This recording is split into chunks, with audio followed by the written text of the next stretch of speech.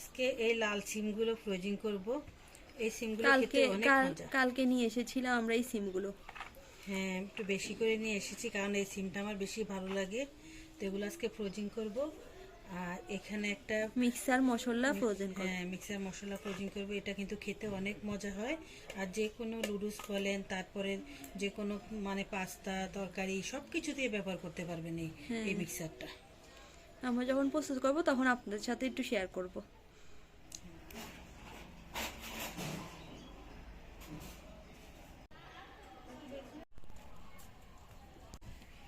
এখন আমরা ধনেপাতার গোড়াগুলো ফেলে দিব, এতে করে মশলাটা বানাতে খুব সহজ হবে।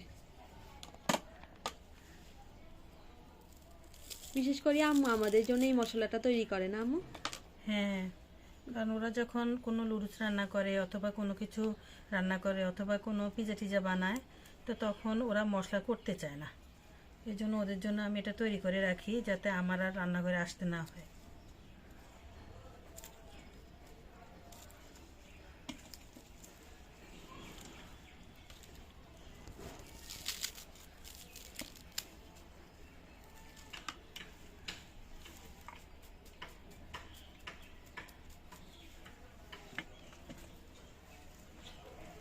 গোড়াগুলো ফেলে দিয়েছি।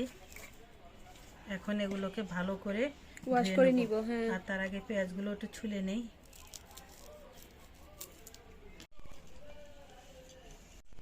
এখন এগুলোকে সবগুলো আমি ধুয়ে নেব সুন্দর করে।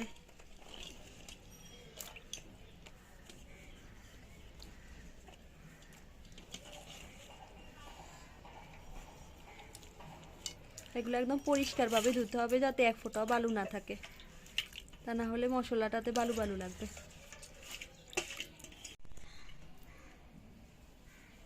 আমি ধনিয়া পাতাগুলো ধুয়ে নিচ্ছি। ধনিয়া পাতা কিন্তু প্রচুর পরিমাণ বালু থাকে। আমি অবশ্যই একবার ধুয়েছিলাম, তারপরে এখন আবার ধুচ্ছি। ধোয়া দিলে কখনোই বালু যায় না, এই জন্য আমি আগে একবার ধুয়েছি, এখন আবার লাস্টবার ধুলাম। এই রেসিপিটা বেশিরভাগ লাল লাল টমেটো দিয়ে করতে হয়, কিন্তু আমার টমেটোগুলো অতটা লাল না।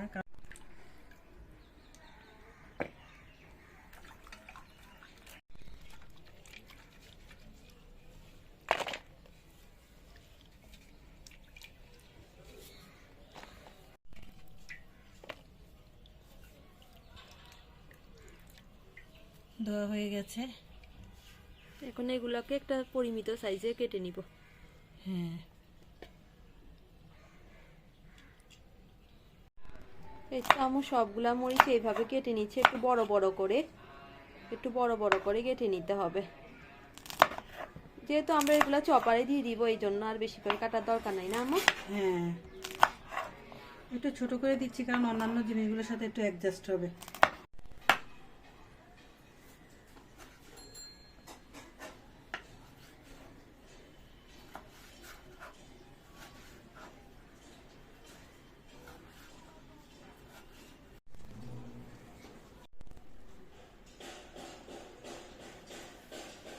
এখন ধনে পাতাগুলো কুচু কুচু করে নিব। এখানে পাশে আমাদের কাজ চলতেছে, এই জন্য এই শব্দগুলো আসে।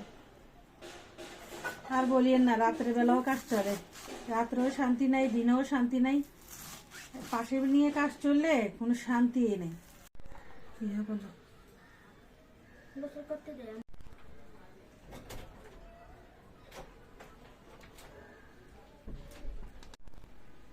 তো এগুলো এখন ব্লেন্ডার করে নিচ্ছি। এটা চপার করছি, ব্লেন্ডার না, চপার করছি। ব্লেন্ডার করলে পুরো পেস্ট হয়ে যায়, আর আমাদের পেস্টটার দরকার নেই। হ্যাঁ, একটু মানে চপার করলে একটু গোটা গোটা থাকে, এতে ভালো লাগে আর কি খেতে।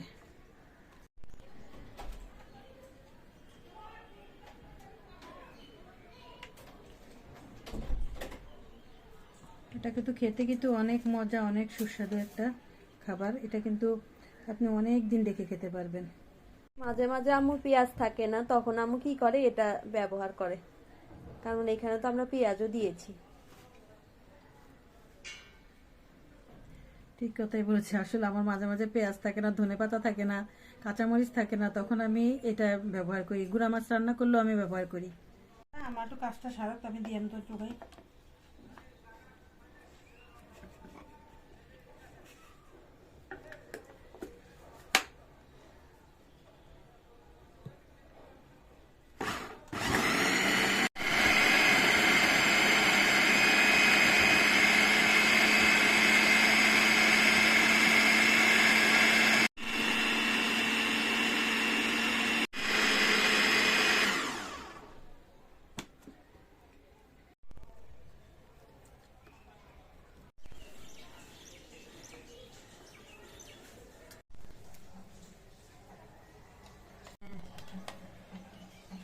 আজকে কাজ করতে কেমন যেন আলসি আলসি লাগতেছে।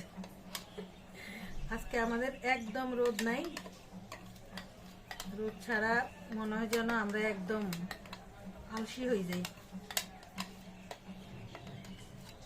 হয়ে গেছে আমার চপার করা শেষ। এখন আমি এগুলোকে কি করব দেখেন শুধু। আমাদের মশলা একদম কম হয়ে গিয়েছে, যতটুকু হয়েছে আমরা ওটাকে এখন ফ্রিজে ঢুকিয়ে রেখে দিব, ডিপ ফ্রিজে কমপক্ষে একদিনের জন্য, শক্ত হওয়া পর্যন্ত আর কি মানে রেখে দেব। তারপর এটাকে আমি এর ভিতর দিয়ে আমি একবার নামিয়ে যখন হালকা শক্ত হবে তখন এরকম পিস পিস করে দেব, এরকম পিস পিস করে দেব। তারপর যখন পুরো শক্ত হয়ে যাবে তখন পিসটা ধরে ভাঙলেই সুন্দর করে সমান করে ভেঙে আসবে।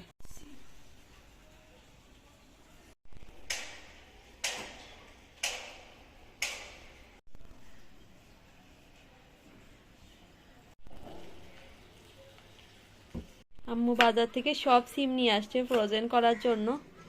এমনি তো সিম আমরা কম পছন্দ করি, তো আমি এত সিম ফ্রোজেন কার জন্য করছে বুঝতে পারছি না। কিন্তু রান্না করলে পাতিলে কখনোই থাকে না, বুঝছেন? এটাই বললাম, আর বেশি কিছু বলবো না। তো কিন্তু পছন্দ করে না, ঠিকই খায়। আর সিম কিন্তু আমার ভীষণ পছন্দ, এই জন্য আমি ফ্রোজিং করি, কেউ না খেলে আমি খাবো। আর এই সিমটা কিন্তু বেশিরভাগ সময় পোকাওয়ালা আসে, তো আম্মু এখন ভালো মানে সিম পেয়েছে, ওটার জন্যই আম্মু ভাবছে যে এখন ফ্রোজেন করে রেখে দিই। কি আম্মু ঠিক না? হ্যাঁ হ্যাঁ, এটা বেশিরভাগ পোকা হয় তো এই জন্য। অন্যান্য সময় পোকাগুলো আনি খামু, কিন্তু ভালোটা রাখি দিই। আর একটা সিম আছে সাদা সিম, ওটাও করবো, ওটা অত মজা লাগে না খাইতে, তারপরেও করব, কারণ আমার সিম ভালো লাগে। সিম যে সিম ফ্রোজেন করলে কিন্তু ভাজি করা যাবে না। আগের বার আমরা সবুজটা করছিলাম না? হ্যাঁ, সবুজটা করছিলাম, সেটা তো খেতে অনেক মজা হয়েছিল না? অল্প আম্মু করে কিন্তু করছিলাম। এখানে সিমের শীতদাঁড়াটা ফেলে দিবে না, শীতদাঁড়াটা থাকবে, ওটা যখন আমরা ফ্রোজেন করে ফেলবো শীতদাঁড়া সহই, এরপরে যখন রান্না করব তখন শীতদাঁড়াগুলো ফেলে দিতে হবে, এতে করে সিমের গুণগত মান ভালো থাকে। শিকদারা ফেলে দিলে সিমটা খুলে যাবে, আর এতে করে মানে মান নষ্ট হয়ে যাবে। এই তো এখন আমরা সিমগুলোকে ভালোভাবে একটু সিদ্ধ করে নিচ্ছি হলুদ পানিতে। হলুদ পানিতে কেন সিদ্ধ করলাম আম্মু? হলুদ পানিতে সিদ্ধ করছি কারণ সিমটা ভালো থাকবে আর তরতাজা থাকবে, আর কোনো রকমের জীবাণু থাকলে ওটা শেষ হয়ে যাবে। হ্যাঁ হ্যাঁ, এটা শেষ হয়ে যাবে। আর দ্বিতীয় কথা হচ্ছে এই হলুদ পানিতে সিমটা দিলে অনেক দিন থাকে, মানে অনেক দিন পর্যন্ত রাখা যায়। আর আমি কিন্তু এখন আর উতরাবো না, মানে একটু গরম হয়েছে না, আরো কিছুক্ষণ রেখে আমি তুলে ফেলবো। এই তো আমরা চালনিতে কিছুক্ষণ ঠান্ডা হওয়ার জন্য রেখে দিচ্ছি। এখন ঠান্ডা হলে তারপরেই আমি এটা বাকি প্রসেসিংটা করব।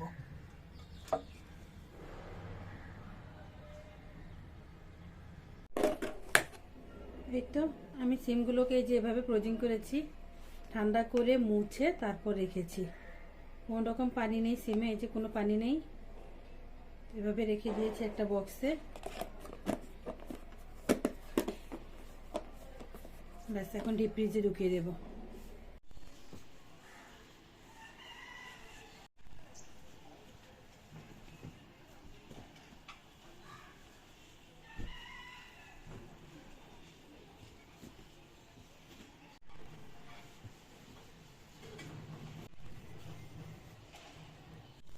চোপাটার কভার একদম ছিঁড়ে গেছে, তো মানে ভিতরের কভারটা ছিঁড়ে গেছে আর কি।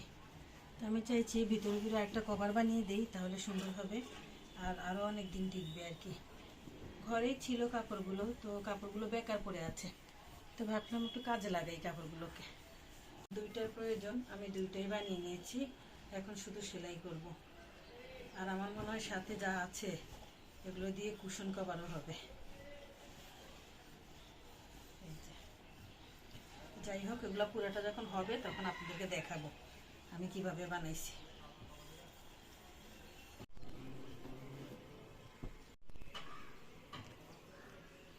ছিল দুইটাই করে নিছি। আর এটা দিয়ে আমি আরেকটা সিস্টেম করব, কারণ আমার চোপাটা একটু অন্যরকম। তো এটা কি কাজে লাগাবো সেটাও আপনাদেরকে দেখাবো।